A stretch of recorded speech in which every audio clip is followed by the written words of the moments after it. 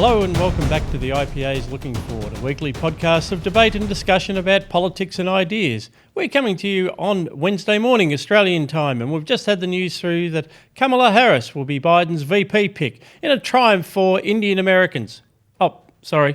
African Americans and Indian Americans and minorities of basically any description. Is it an inspired pick or a triumph of identity politics?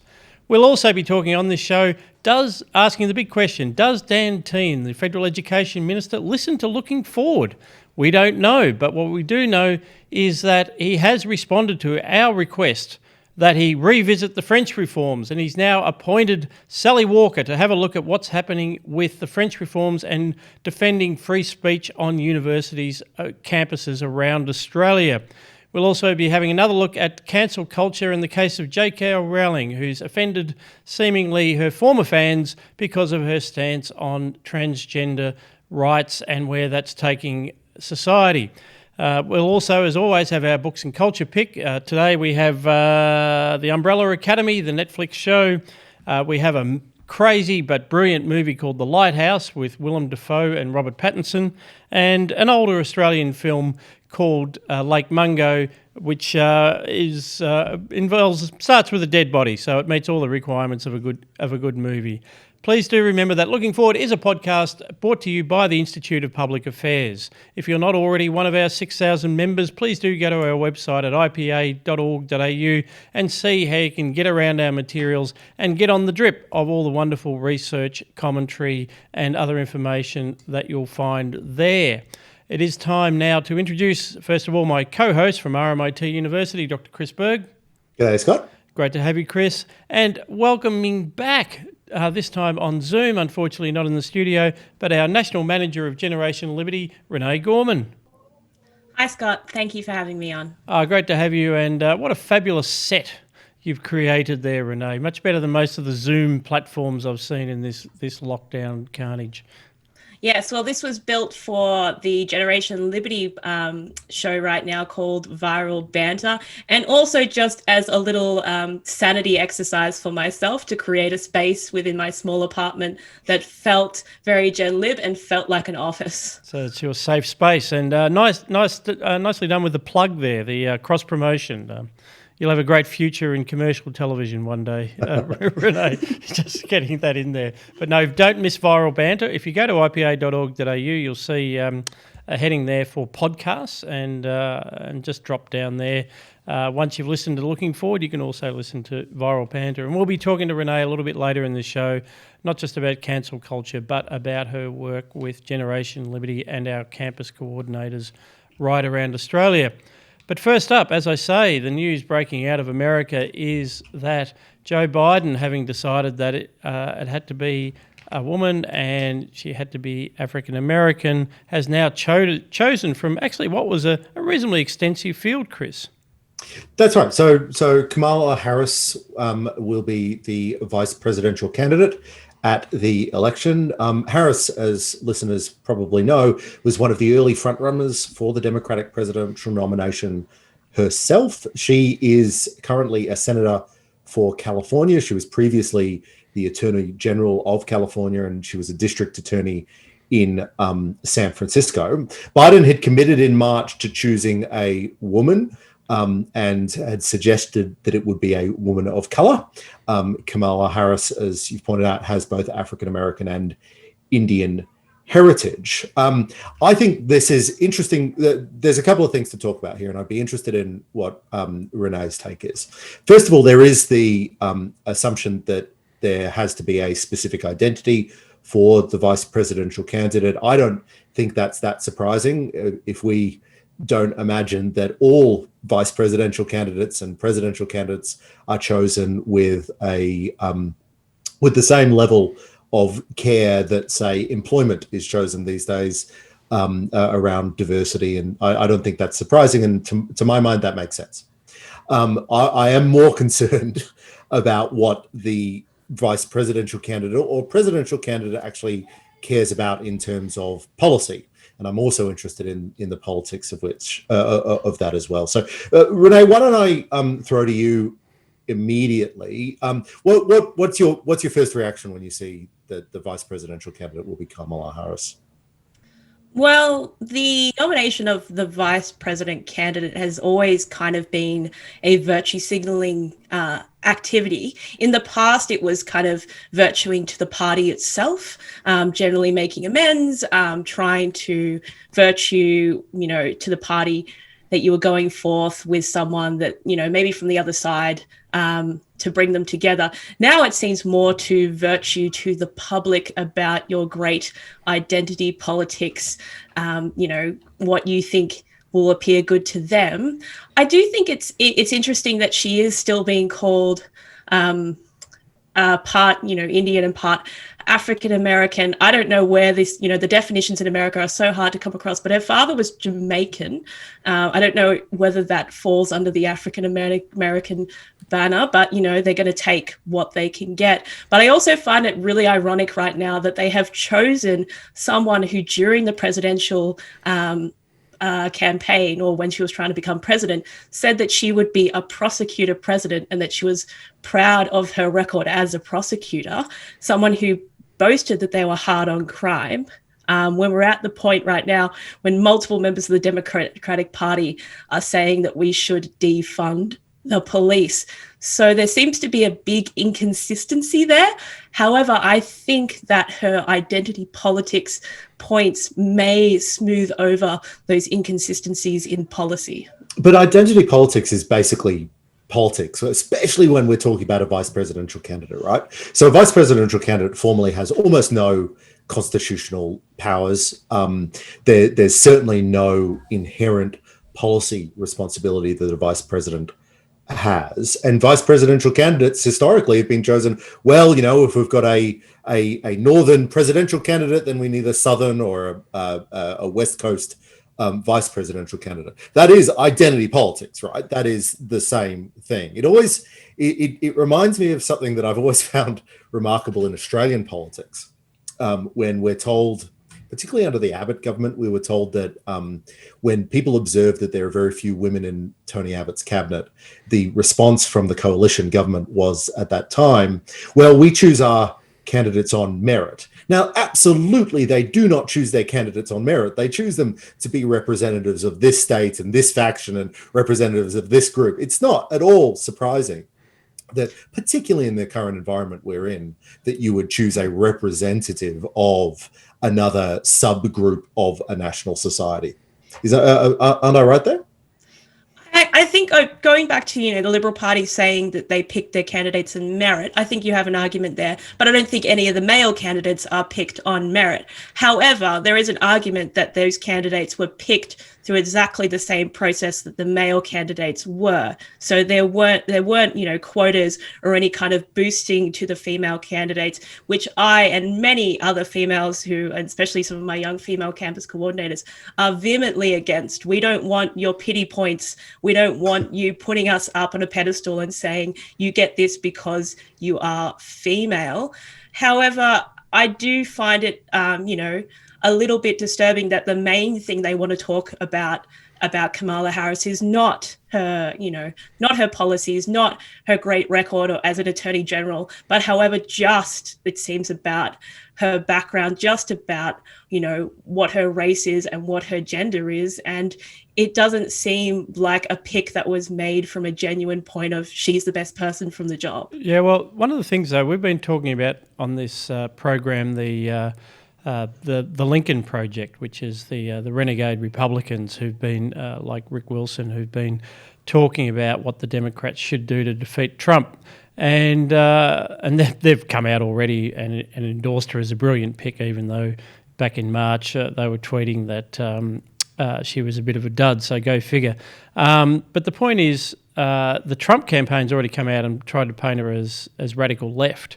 Almost, perhaps one of the crew, and she did tack a little bit towards Bernie Sanders in the primaries, but she's not any kind of rabid socialist, and this, at least by Democrat terms, and she's common or garden variety socialist, you might say. So it's a reasonably safe bet from Biden, I think, compared to some of the others that that he could have picked. She's from California. She represents all that sort of Democrat Party den of iniquity that is California. But that aside, even her time as a prosecutor, as a state attorney general, is probably going to play better to the middle of America than someone who was from the campaigning deconstruct society side. And I think this matters, Chris, because I disagree with what you just said about the vice president. I think the office has completely changed, particularly since Dick Cheney took on that role under George W. Bush. The accretion of executive authority into the vice president's hand has been a trend. Not so much under Trump, funnily enough, because he doesn't delegate to anybody. But I think it is the longer term trend. And when you got a senile a man who will be sworn 78 when he's sworn in, if he's sworn in next year, I think this is a very different proposition. She's just not there to make up the other side of the poster. She has to be a credible candidate, and a lot's riding on whether or not she can play to middle America, the Republican, the soft Republican women's vote, and also the working class men in the Midwest and so on, that really are the keys to the Democrats clawing back the Electoral College.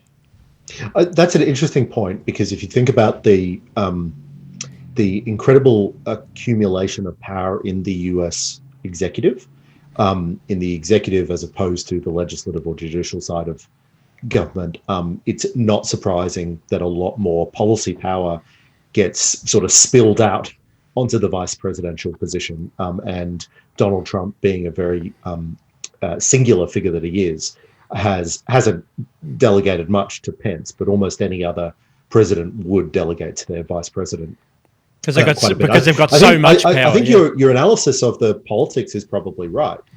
The one thing that the Trump administration wants to hit the Democrats with is being soft on crime, being pro Antifa, being pro the disturbances and riots. And this makes it really, really hard to credibly make that argument. In fact, it makes it laughably hard. We've seen already a couple of statements from the Trump administration suggesting that this demonstrates how in hoc they are to the radical left, particularly on defund the police. Now, I haven't gone into any detail about Kamala Harris's economic policies, but she's not known for her economic policies. She's known as a actually remarkably aggressive prosecutor and a remarkably aggressive attorney general, in a way that as a libertarian I find really, really bad. So I think she's a shocking pick from a public policy perspective. She's a really a tough on crime. She, as a attorney general and as a prosecutor, she manipulated and used the 3 strikes rules. She was very hard on drug crime, gun crime. She was against legalization of marijuana until she was for it. Yeah. Until it happened. she seems, in my untutored reading of her career, to jump between wild extremes. But I think the one consistent thing that she is right now is a tough on crime Democrat, which makes it very hard for Donald Trump to run the campaign that I think he would like to run about the current disturbances in the United States. I disagree. I think that he can still run on that campaign as long as the riots are continuing within Democrat cities. I don't think that Tulsi Gabbard's past trumps, to use that term, what's going on in America now and what is mainly going on in Democrat-run cities, and that there are still members of the Democratic Party that are saying that the violence that occurring is a myth. Jerry Nadler was caught on film, and it's a real muck-up from the Democratic Party saying that the violence in Portland was a myth, when every person can go onto YouTube and find footage of violence. So I don't think that just because she has a tough on crime record that it's going to dismiss everything that's going on right now, everything that people are experiencing right now. Mothers are going to be, especially that soft Republican female vote, are going to be so concerned about what seems to be a complete lack of law and order, and especially in Democrat cities, that they're going to lean, I think, harder towards Trump than ever. And yeah, I totally disagree. I doubt that's the case, right? So let me put the counter argument to you. The president, who is everyone is paying attention to, because Donald Trump wants everyone to pay attention to, is being associated with this lawlessness in a lot of cities, and saying that they are Democrat-run cities does not resonate, because everybody's paying attention to the president, who is talking constantly about the riots. Now, it's quite obvious that the Trump administration would like to sheet this away to Democrats, and in many cases, that's a legitimate thing for him to do, because, as you say, the law enforcement in most of these cases is actually run by Democratic elected officials. But to sheet that away to Joe Biden is really, really hard, and to sheet that away to Kamala Harris is really, really hard. It's not about politics. Is not about who deservedly gets the blame, because the deserved blame in many cases is Democratic mayors and Democratic prosecutors in local cities. But the presidential election is about, well, it's about the vibe of the thing, right? It's about, can you credibly put that onto Joe Biden and his VP pick? And I just don't think that right now you can. I'm not saying that that's a good or a bad thing. I just don't see it. No, but you can actually see what side the rioters are on now. The Americans people have eyes, and the rioters are incredibly anti-Trump. They are incredibly pro-Democrat, and I think a lot of American people are just going to vote whoever the rioters don't want at this point, because they've made life difficult for so many people. I think the opportunity is there, and I think it's slightly different. By the way, I think you accidentally said Tulsi Gabbard somewhere in there, who was actually her nemesis. I think that's just wishful thinking. Yeah, that's right. Wish the Democratic candidate was. There's some great grabs already going around of Tulsi Gabbard really hopping into Kamala Harris during the primaries, so I'm sure the Republicans will use those. So I think there is an opportunity, Renee, but it's slightly different. I think it's just about, do you want all American cities to look like Democrat-controlled cities? I don't know it's so much about the rioters, but something like, Harris is from Oakland, in the Bay Area.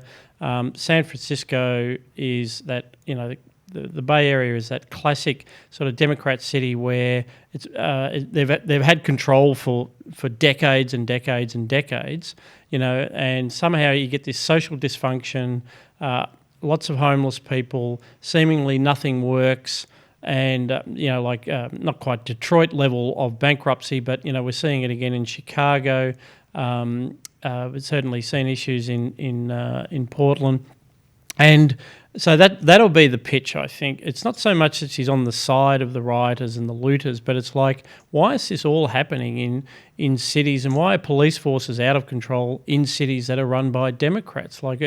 If Trump could make that stick, and I think that's partly what he was trying to do when he put the federal troops into the West Coast with that sort of remit to go around snatching people off the streets, which was pretty damned awful. But I mean, that was clearly what he was trying to highlight, that they've lost control of those cities. Yeah, but I mean, the question is, or at least I see it. I to be honest, I think the coronavirus is going to be the thing that swings the election. But nonetheless, if law and order becomes the key election issue, will voters view Donald Trump or Joe Biden as the chaos agent? Who is more likely to cause more chaos by being president? And at this stage, because the riots have happened under his watch, because he has done nothing to prevent them, with the exception of creating, even more tense conditions where he's put in the federal law enforcement officers, who will be the chaos agent. Now, again, I'm not trying to say that either of these outcomes are good things. I just don't see how that message from the Republicans is going to resonate with the swing voters that one would need to win the election. I have a different question as well, which is, sorry, Renee, I'd be interested in your views on this too, which is, she is a strong character though, and whatever happens in that debate, part of the recommendation of the Lincoln Project was don't respond, don't rise to Trump's bait if you're the presidential candidate for the Democrats, but you better make sure somebody does. And she actually fits the bill. I'm predicting that what we'll see is her coming out pretty strongly while Sleepy Joe's sitting in his basement doing these Zoom calls and being everyone's funny old grandpa. She'll be the one going toe to toe with Trump, and Trump might actually get sucked into it. He might, they might actually start baiting him. So it will be fascinating to watch, particularly a strong woman like Harris presenting in that kind of way.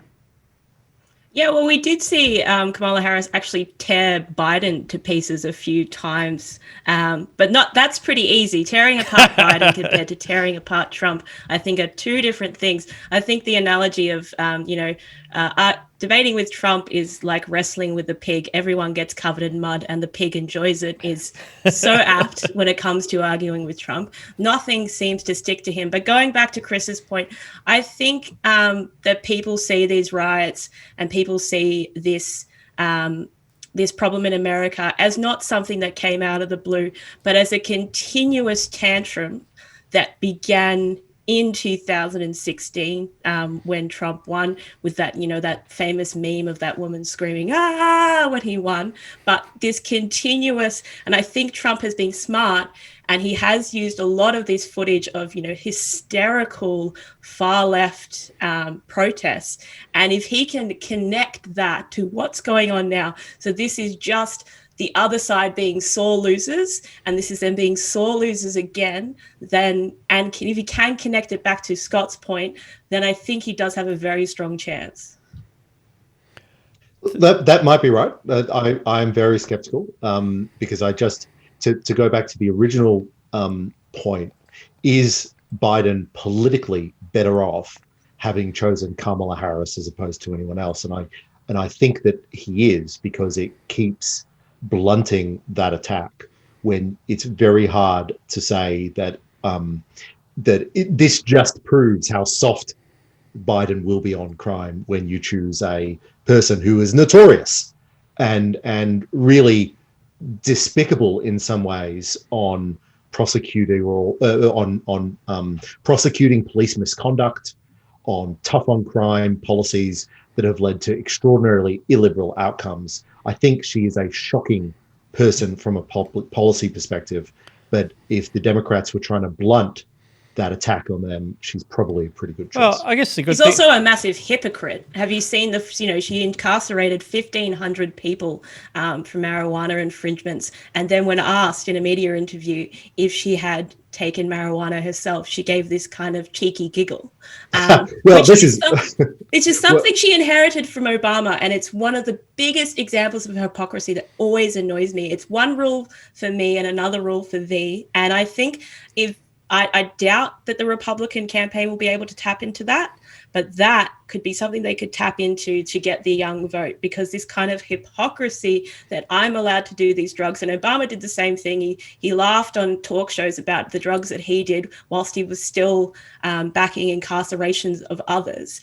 If they could tap into that hypocrisy, I think that would be a really great way to get to young voters. I think one of the nice things about this conversation is that we have reached a point in this world where her gender actually is probably the least interesting thing about her political positioning. The selection, the determination that it had to be a woman VP was very much about identity politics. But I think it's interesting that the one they've selected, it's sort of the least interesting thing about her. They're certainly not saying vote for her because she's a woman. I mean, Hillary tried that. and that was a disaster. The Democrats have never forgiven women across America for not voting for Hillary. It's almost, they implied that they were all somehow in abusive relationships with their Republican patriarchal husbands, and that's the only reason why they could possibly have voted Republican. But at least with Harris, we're not seeing, I think, this idea that she's going to appeal to women across America merely because she's a woman. Her pitch is something else, I think, and. But, there's something in it for both sides. And I dare say, Chris, we shall be returning to this. We may touch on it again in between now and November. It's hard to say, Scott. It may come up. Maybe. A little bit of election. We love a good election. It frames everything. And certainly it's a very consequential one. But meanwhile, closer to home, things have been happening. And I will ask you to frame this a little bit. But I was going back through the shows, Chris, and when we talked about Peter Ridd and that terrible decision in the federal court, which overturned the original verdict against James Cook University, we were talking, of course, about free speech on campus, spirit of academic inquiry, all kinds of things. And I did say at that time that industrial law was no way to defend free speech on campus. We needed something stronger, and we've had the French review, but that it was going nowhere. And I said, quote, if I can quote myself, "It is time for Dan Tehan to revisit French and what universities have actually done with the outcomes of that review, because with one exception, they've done very little, that exception being Greg Craven's Australian Catholic University." So, Chris, what actually happened 7 days after I said that on Looking Forward? Well, we'd like to, of course, give a shout out to the Education Minister thank you for your dedicated listening. Thank you, Dan. Dan. Long time listener, first time caller. So the Dan Tehan has announced a review into how Australia's universities have implemented the free speech code that was recommended by former High Court Justice, Chief Justice Robert French, in his review on freedom of speech in campus. So to unpack that slightly and to give a little bit more context for people who are coming into the story now, last year, Robert French was asked to inquire, or the year before, he was asked to inquire into the state of freedom of speech on campus. So covering things like academic freedom, the freedom of academics to speak and research in areas of their choosing, as well as the freedom of students to speak on political topics, to invite speakers from across the political spectrum to campus, which of course Renee has been very deeply involved with. Robert French's review found, and you can listen to the episode where we discuss and argue about this some kind. Robert French found that there was no freedom of speech crisis on campus. He didn't actually look for one, nonetheless, but he found that there was no crisis. Nonetheless, Australia's universities should implement a draft or a freedom of speech code that he'd very kindly drafted up that would purport to protect freedom of speech for academics and students. All of Australia's universities have committed to adopting that code by the end of the year, perhaps in response to Scott Hargraves's frustrations. The review is now looking at whether they have implemented that free speech code and provide advice about how to do so, identify evident gaps, and potentially recommend public policy changes that might ensure that this code is implemented. Renee, having spent a lot of time on this issue and having a direct line to the students who are involved, is this heartwarming news that the federal government has a new focus and dedication to ensuring that speech on campus will be free, or are you a little more sanguine? I think it's a good start. I do think that I'm very happy that they are further investigating this.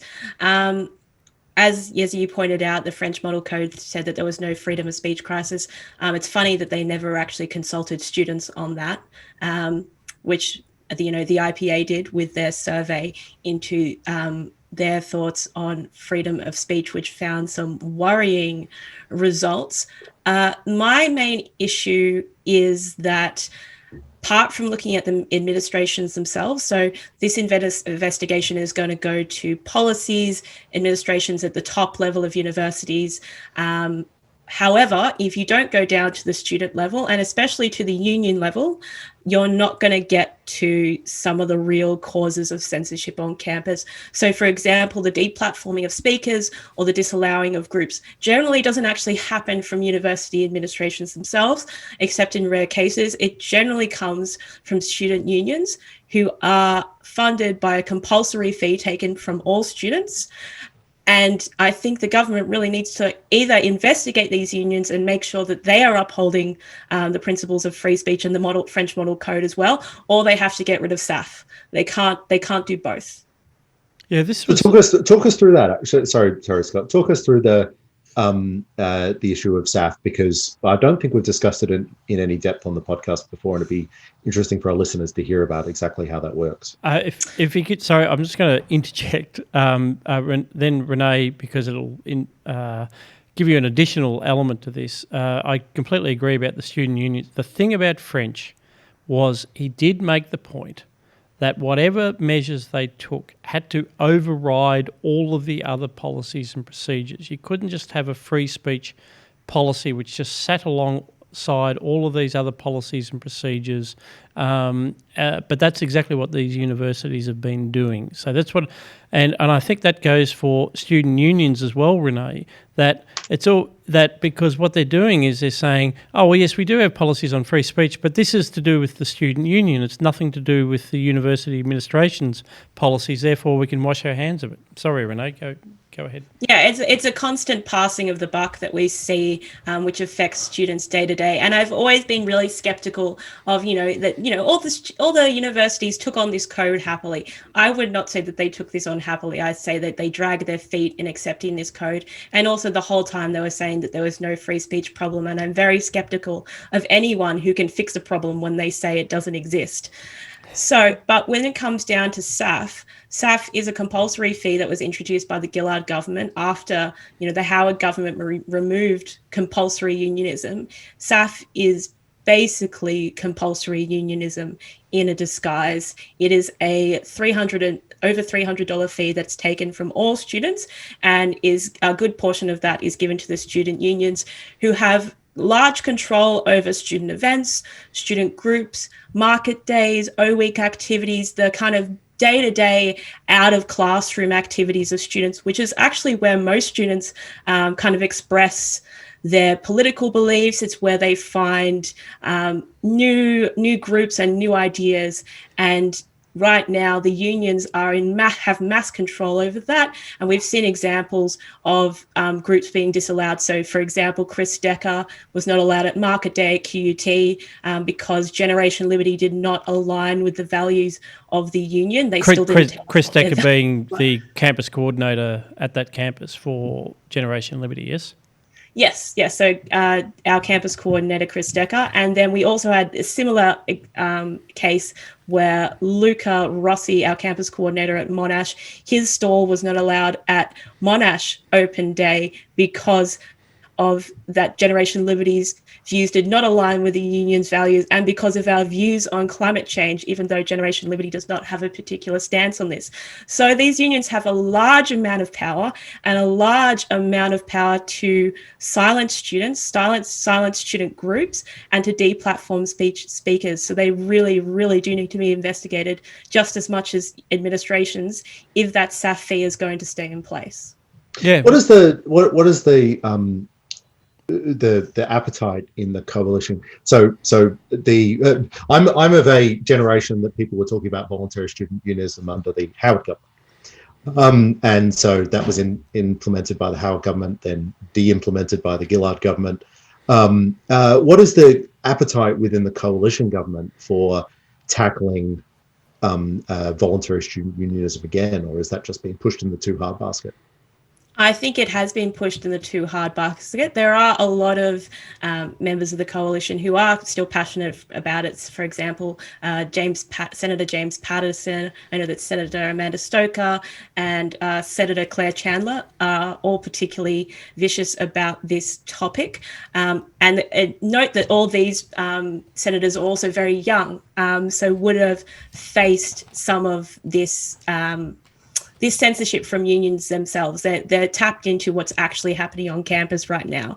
Unlike a lot of the people who try to implement, all these free speech codes, I feel there's a big disconnect between what's actually happening to students and what they are investigating and what they're seeing. And I think there really needs to be a bridging of the gap between the administrative bodies at universities and the students, but also between the coalition. If they really want to fix this problem, they need to go down to the student level. But forgive my introductory questions, but why is this hard?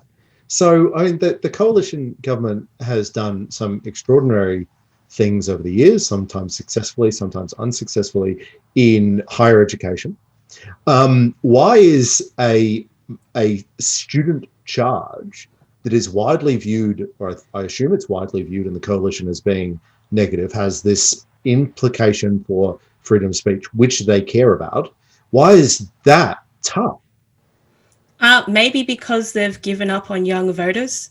This is an issue that matters to young people, and maybe they feel like they can't really win us over, and it's not something that's worth the fight for some people who they think will not eventually vote for them. Yeah, perennial problem with the Senate. You can always blame the Senate for not trying to do anything.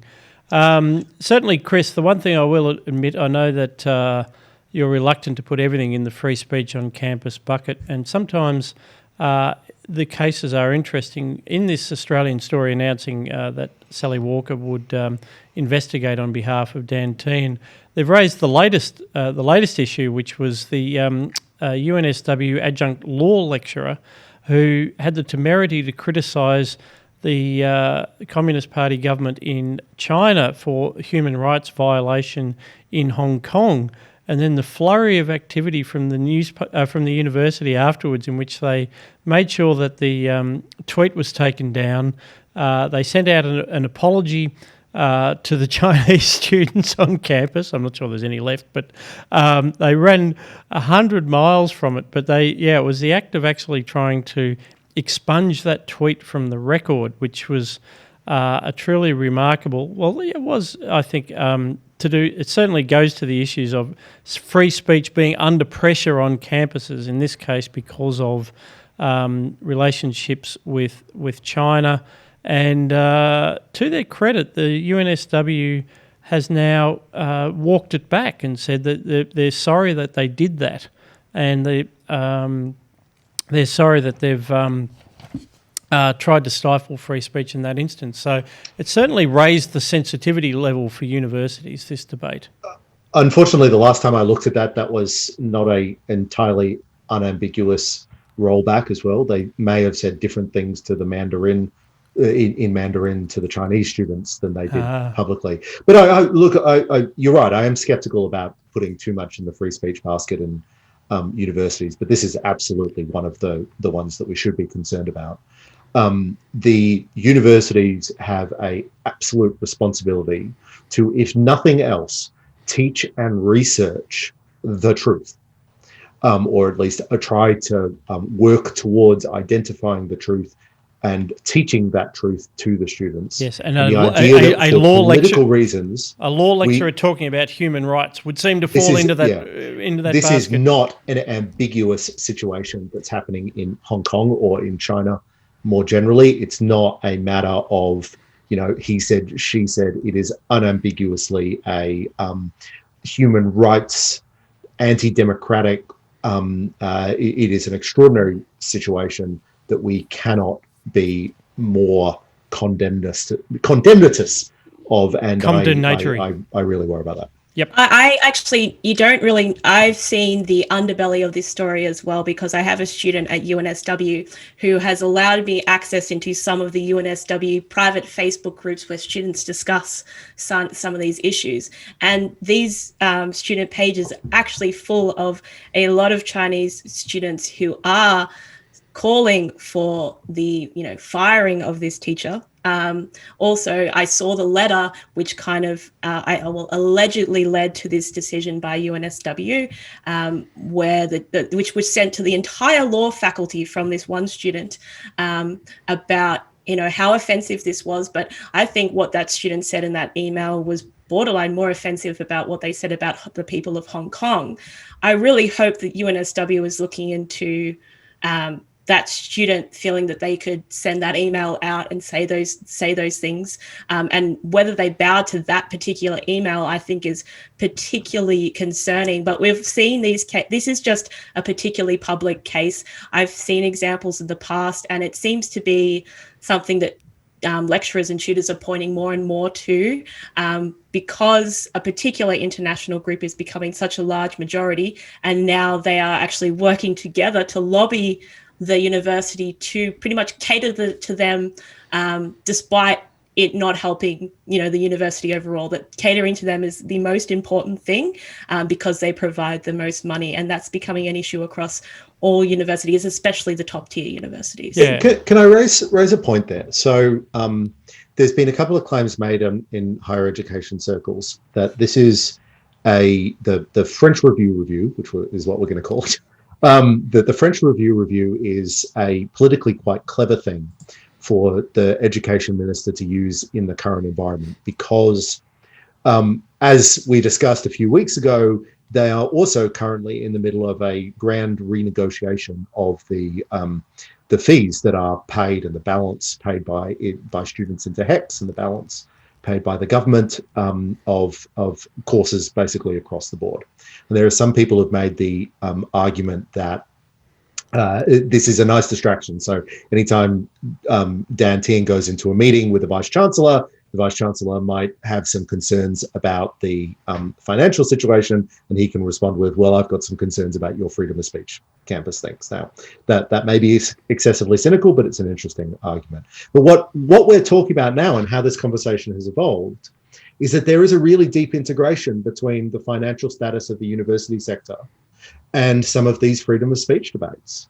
That we have a sector in extraordinary crisis, that for a very long time, or for the last decade or so, I should say, has become dependent on international students.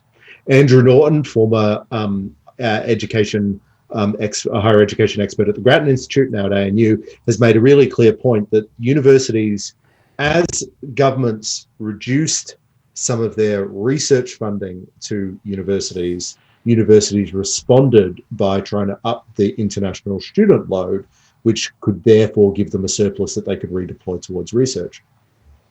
So we're seeing this simultaneous financial change within the university sector, matched to a complex but a challenging freedom of speech problem around particularly China, that has been in response to the calls for more money. I know that's confusing, but there's those two things going on. Well, as long as you presented like the cynical view that might be talked about in not in university staff rooms because they're all in lockdown, but at least in Victoria, but which is a bit of a nonsense. But you see that tension though, Chris. By admitting that tension, you've already gone off script. Because what you're implying is that I don't have a script. Yeah, well, you're certainly going off the script that Dan Tehan's only using this cynically. I think it just proves the point that not only are they not backing free speech, but they're doing it for fiscal reasons. And where my cynicism comes in is they're denying that any of this is happening. They're denying that they're crushing the values that universities are meant to have. They're denying that they're being hypocritical when they go after students and academics who go off the corporate message. They're just denying that there's an issue at all. And at one level, you can be sympathetic to any organisation which is seeing, something worth, 40% of its revenue under threat and thinking about what they're going to do and their research partnerships and all of these things. But don't pretend that that has nothing to do with you doing grovelling apologies such as we saw at UNSW or what's happened at the University of Queensland under the leadership there. I mean, because if universities are just going to compromise their values, if they're going to sell the values that they're meant to uphold as universities just to chase revenue, well, then we've really got bigger problems, and that's a debate we actually should be having. It is the debate we should be having, but so I actually don't have I have very mixed views on this, because on the one hand, I do want universities to be more market exposed. I want there to be a market in higher education. But if there's going to be a market in higher education, there tends to be there may well be a violation of, or an increasing violation of, the sorts of things that we value universities for culturally. If you don't want there to be a market in higher education, then there's one thing that you could do, which is fund universities more. Now, I want there to be a market. I also want universities to uphold freedom of speech. So I want to have my cake and eat it too. But it seems like the sector and the government is going to have to face that tension more and more. Do you think that the problem is, though, Chris, that the international students and local students don't operate on the same market, so they don't have the same value? So I actually think one of the big issues and why the pouring of international students actually happened is when the Gillard government removed the opportunity in the past, local students who were, say, 2 points below the entry for, say, a law degree, so they got a 94 and they needed a 96. Their parents could pay their way in to that degree. This was removed because it was seen as some kind of, rich parents paying their dumber child into this degree. However, they were only generally very, slightly below the mark. And I think the paying their way into the degree is much more happening at the international level now than it ever happened at the local student level. Yeah, no, that's absolutely right. The domestic students are not treated as cash cows.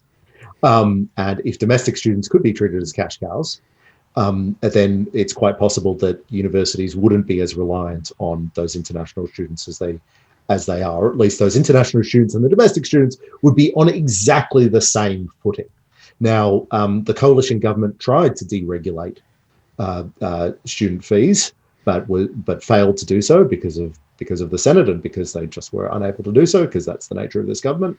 The Senate is where there have been attempts to make that better, but I think that's the tension we're going to have to try to navigate now. I think it is this freedom of speech crisis and the financial crisis are two sides of the same coin, and sometimes we may have to make decisions about, are we going to expose universities to markets, or are we going to treat them like playthings of the federal government or not? And I'm sure we'll have more to say about that in the future as well. Well beyond November too. Yes. Now, Chris, cancel culture. Renee has something to say, but can you give her the lead in, the intro, the drum roll, please?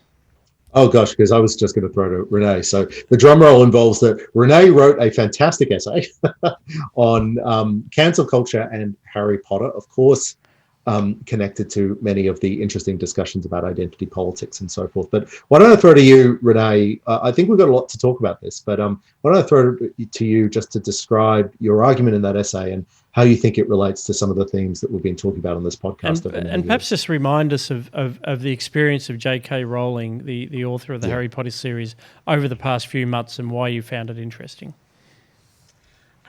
So I think this whole thing actually started a lot longer ago. J.K. Rowling has been under pressure to kind of give in to the woke PC culture for much longer than this recent scandal. It's been going on. They've been trying to catch her out for a while, if you actually have been looking into this for a long time.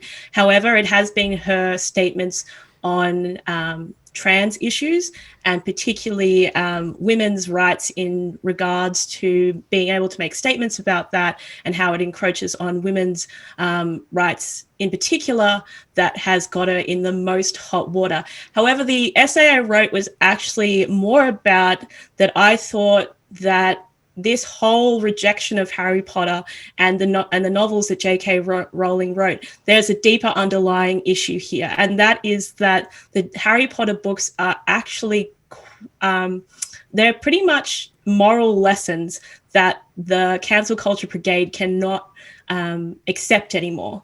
They have to reject them. So the example that I bring up is that if there were statues of Dumbledore, they would be tearing them down right now.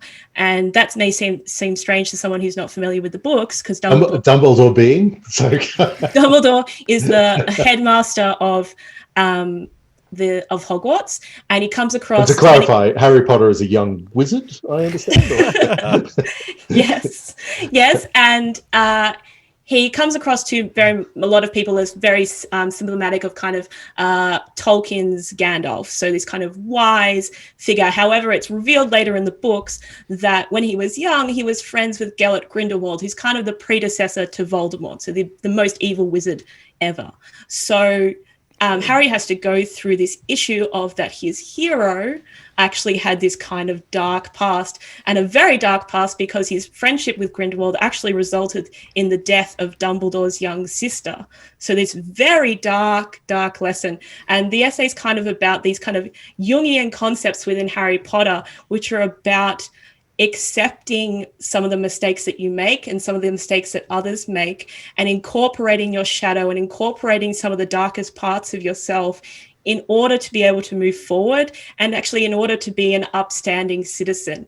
And I don't think that the people in cancel culture can accept those concepts anymore, because they're pretty much demanding perfection from anyone that we idealize. You know, they're tearing down Winston Churchill, they're tearing down Jefferson, they're tearing down anyone that has, one blip in their history. So I think this obsession with Harry Potter, I think the J.K. Rowling issue is very the kind of top level of it. And if you go down deeper, it's that these books are actually very Western Civ. I find it very ironic that, especially that the Christian Brigade came out so anti-Harry Potter when it first came out, because actually the underlying themes of Harry Potter are not necessarily Christian, almost older than Christianity, but there's some very Christian morality weaving in there. The second book is pretty much the story of St. George, but it's right now it's actually the left that's rejecting them, just because they can't deal with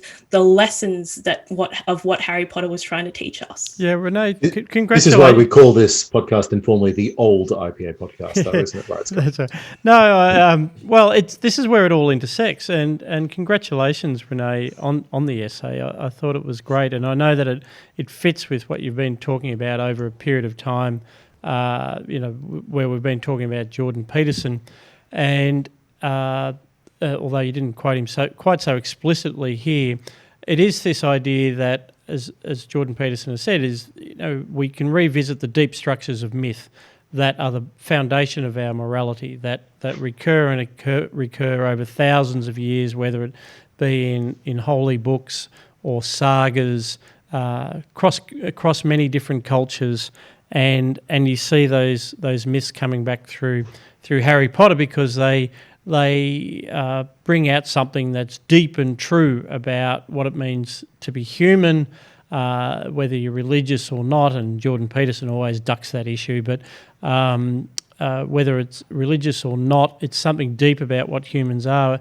Whereas what I think you're getting to is that the woke left, of course, rejects all of that. It's the essence of the blank slate view of humankind, that we're perfectible, that with sufficient education we can be made perfect, that we can be made moral, and they have their bizarre definition of morality. So I found it a fascinating hypothesis that clearly people who've perhaps have read maybe they read Harry Potter in their childhood and loved it, and then got to universities and got taught why they needed to feel guilty about that, Renee. Do you think perhaps that's the rejection that's going on here, or is that itself a Jungian interpretation?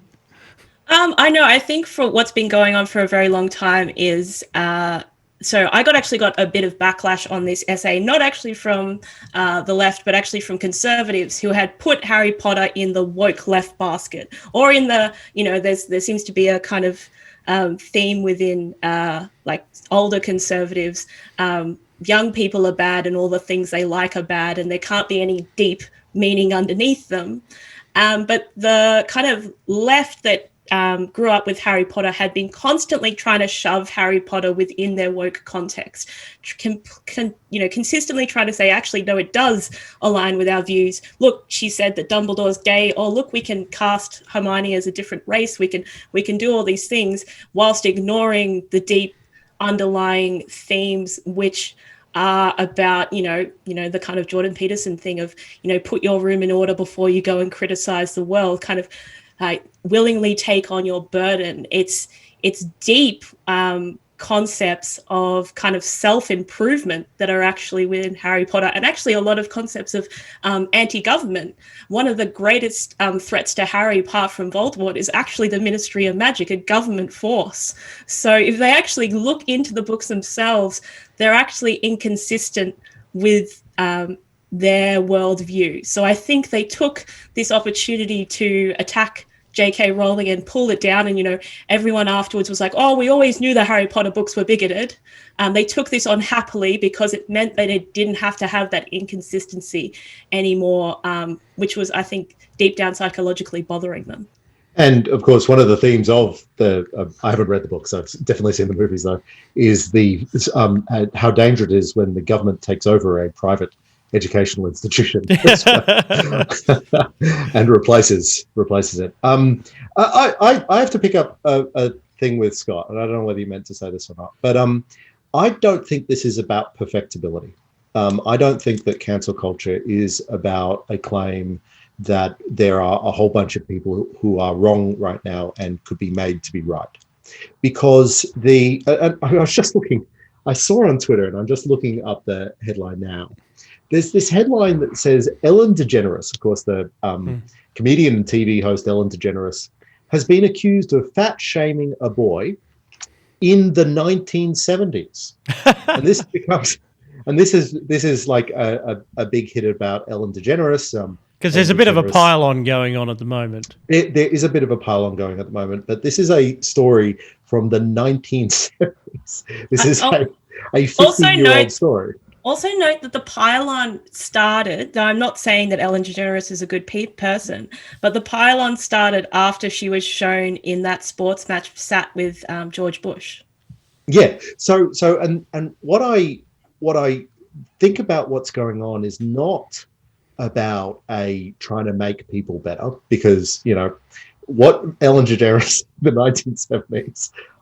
Just on fat shaming, you know what I mean? So we're not talking about wild anti-Semitism or something like that, but on fat shaming in the 1970s, that is not helping her become a better person now. That is not teaching her the lessons that she needs to learn to be a better person today. This is just politics. Okay. To Renee's point. No, fair point. No, what the perfectibility that I was referring to was of humanity as a whole.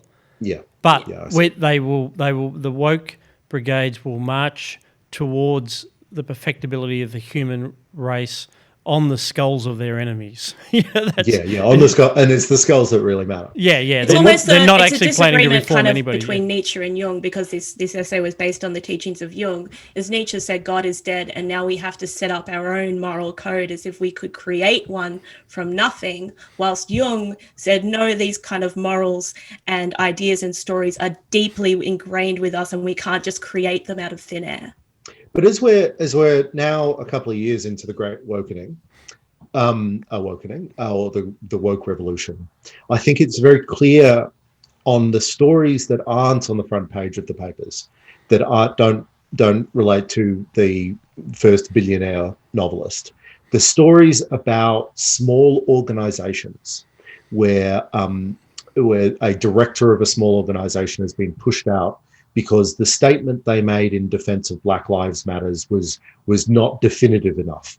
The attempt to have diverse voices in a small publisher was not comprehensive enough. The attempt to bring characters into novels that are diverse was not sincere enough. And when you see this never-ending run of the small stories, not the front page stories, but the small stories, it's really clear that what's happening here is just a lot of petty politics within small subnational communities, using this as the new tool that you can get over your rivals or your opponents in small politics, which is not at all to deny that there isn't a significant ideological revolution going on, but it's to argue that those ideological revolutions get used for petty nonsense politics, and that's where so many of the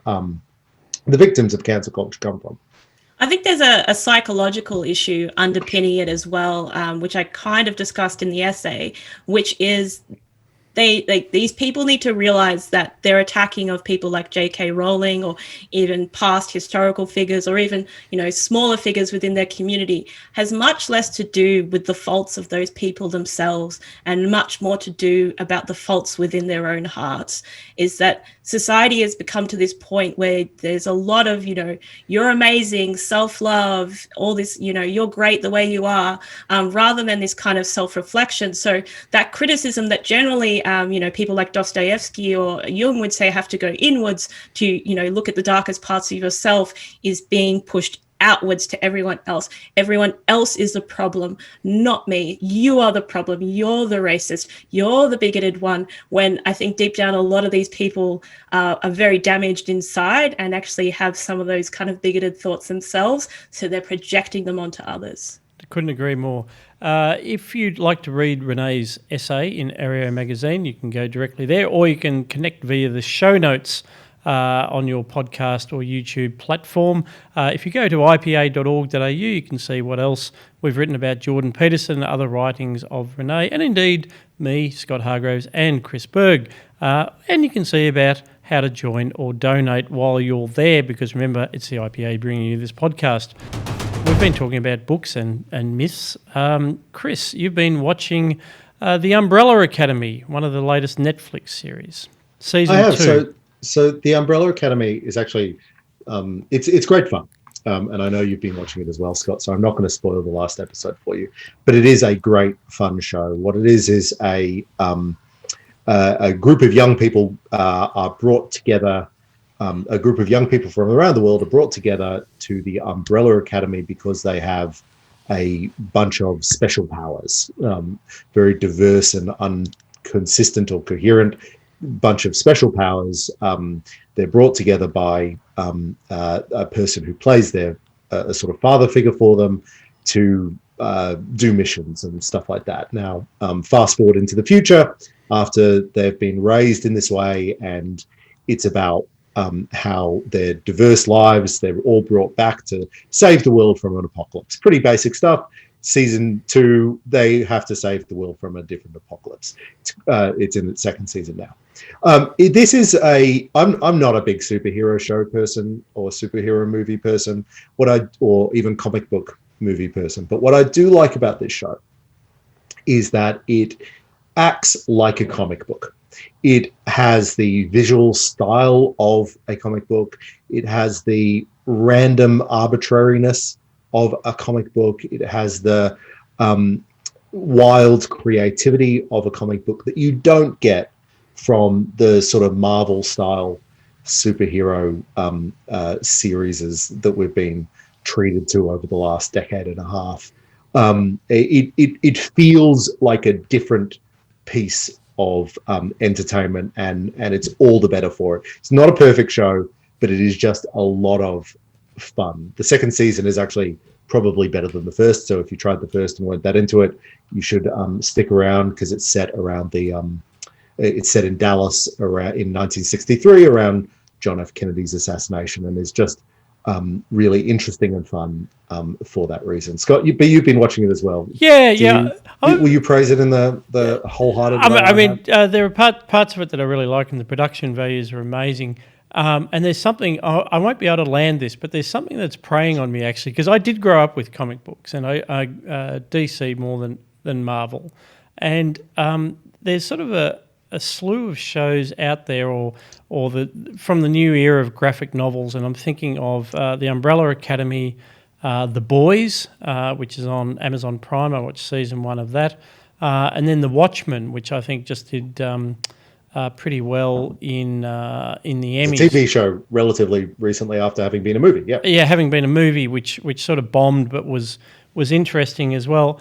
It's a generational thing that I just don't quite get, though, in the way that I just don't connect to the characters and the way the groups. There's always these groups, and they sort of spread the love around the different characters. But it's not like the Justice League of America. They're not heroes. I guess that's the thing. It comes back to Jungian myths again. There's something deep within me that objects to the fact that none of them are heroes. And in fact, one of the characters in the Umbrella Academy, Diego, gets criticised by the other characters for his sort of hero complex, that he thinks he's going to put things to right. And it's not. I guess I've got to watch the final episode to find out whether he does put things to right. But there's and of course in The Boys, the world thinks this group of people are superheroes, but in fact they're just evil people in the service of an evil corporation. And Watchmen was a bit like that too. I don't know. There's something topsy-turvy about the morality of all this that one day I'll get to the bottom of it. So. Well, we've got to have. Sorry, I'll jump in. We've got to have Sinclair Davidson back on the podcast because he will explain this in excruciating detail for us. Okay. But in the 1980s, there was this turn, which I think The Watchmen was really key for. This turn away from the superhero as also morally upright, which wasn't, of course, which is a bit of a parody of the previous generations of superheroes. But the idea that superheroes would also be normal people with normal flaws. Some of them would be good and some of them would be bad. We're never going to get away from that. That is locked in. You are never going to get 1940s era Superman. And Scott, to be honest, I know you're not that old to have read Captain America in World War II. But sorry, Renee, I interrupted you. I think it might be reflective of the times that are right now. So there's this very old concept that's gone out throughout history that in an unjust world, it takes a monster to protect the innocent. And I think we're at this kind of chaotic point in history where these kind of anti-heroes feel more relevant. These themes are explored more in depth in films like, The Professional, the French film, where a young girl is protected by a hitman who ends up, saving her life and being a very paternal figure to her. But this is an ongoing kind of arc. Yeah. Which you should be very careful watching again, because that is a dark movie and not very good. So it is a dark film, but it's another film. I personally like the film, but it carries on this concept, which is an archetype which has existed for a while. When we feel like we're in this point of complete chaos and an unjust world, we actually look to the monsters of society to protect the innocent. You could even apply this kind of concept to why some people thought we needed Trump. We needed someone vicious because the world had reached this point of such chaos and corruption. Yeah, that's the essence of the Flight 93 argument. Renee, are there any archetypes in Lake Mungo, the 2008 Australian film? Lake Mungo is actually a hidden Australian gem. So this film was made by Joel Anderson, and it was actually the only film he ever made. And if you try and find this guy, it's actually impossible. So he made this film and kind of disappeared. And it's made in a mockumentary style, of starting with the death of a young girl. And it follows the family after that. And the real great thing about this film is it kind of, if you watch the first part of it, people kind of put it in the, found footage, basic ghost story category. But you need to keep watching because it kind of breaks all the conventions of what we think modern horror should be, and is actually being cited by a lot of critics as possibly the scariest film of all time. Australia actually has a pretty good record of creating some really brilliant independent horror films, such as The Babadook, and I think films like this actually paved the way, and I feel like it almost feels more real and more scary to Australians because the authenticity to an Australian family and Australian community is so accurate. It feels so real that you could really almost imagine this happening to yourself or to someone you know. I highly recommend well, it. there you go. So that's sort of like the text for Australian horror films, perhaps. Yes. And I don't know if I should say this, but someone has actually leaked a full version onto YouTube right now, which has not been taken down for months, I think because it's such an obscure film and the rights aren't claimed that much, but you can actually find a full version of this film on YouTube to watch right now. And it's about an hour and a half. And yeah, it's absolutely stunning. The cinematography is great. It's really earthy and just very, very Australian, but really deeply terrifying, I think. Strong recommendation there from Renee. And we won't be linking to that YouTube link in show notes because we believe in private property here at the IPA, including intellectual property up to a point. Up to a point. Up to a point.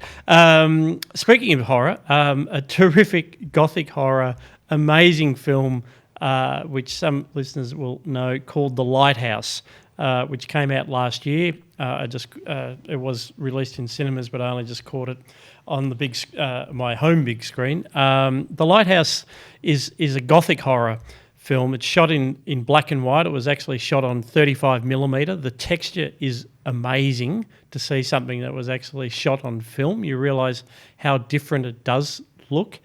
It's set, funnily enough, in a lighthouse. It's called The Lighthouse, and it's really a two-hander with Robert Pattinson and Willem Dafoe. And it's, I think one of the reviewers said it'd be like if Orson Welles had have shot Moby Dick.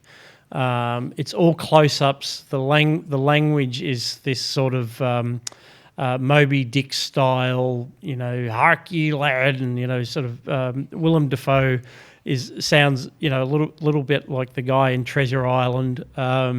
But it all sort of works because it's consistent. So it's sort of overacted but makes sense in the context of these two people stranded. The boat only comes about every 8 weeks. Willem Dafoe's the lighthouse keeper and Robert Pattinson comes in as his assistant and is then given all the bad jobs by his boss. And it's clear pretty soon that one of them is going mad, but you're never quite sure which one, and we start to have dream sequences and jump scares and all sorts of things going bump in the night, and over time, and there's even a bit of the Rime of the Ancient Mariner in there. One of the propulsive plot points is whatever you do, don't kill a seabird because that's bad luck. Well, you can guess what happens after that. A very hard movie to describe, but I was absolutely riveted. Another review I saw said it was released at Cannes, and somebody said instant classic, and I actually think it is. I think this will be a movie that people will be watching for a long, long time. It was made by the same people who made The Witch. I don't know, Renee, if you've seen that one. I haven't.